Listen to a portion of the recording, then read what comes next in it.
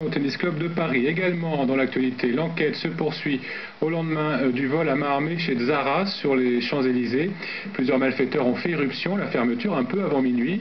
Ils ont pris la fuite en emportant la recette de la journée.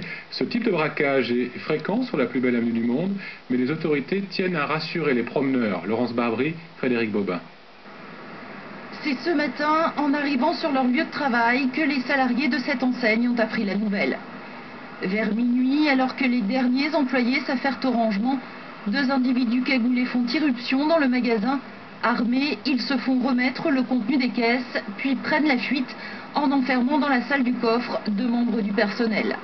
Selon nos informations, ce magasin avait déjà fait l'objet d'une effraction ces dernières semaines. Alors, fait divers banal, au signe d'une augmentation de la délinquance, le maire de l'arrondissement nuance. Si on fait un rapport entre le nombre de personnes qui passent tous les jours, tous les mois, tous les ans sur les Champs-Élysées et le nombre de faits constatés, on constate qu'en fait, en valeur absolue, cette délinquance est en baisse constante depuis maintenant plusieurs années. Une vingtaine de policiers et 6 équipes de la brigade anticriminalité patrouillent en permanence sur la plus belle avenue du monde. Pour autant, selon l'Observatoire national de la délinquance, c'est ici que les crimes et délits connaissent la plus forte augmentation à Paris.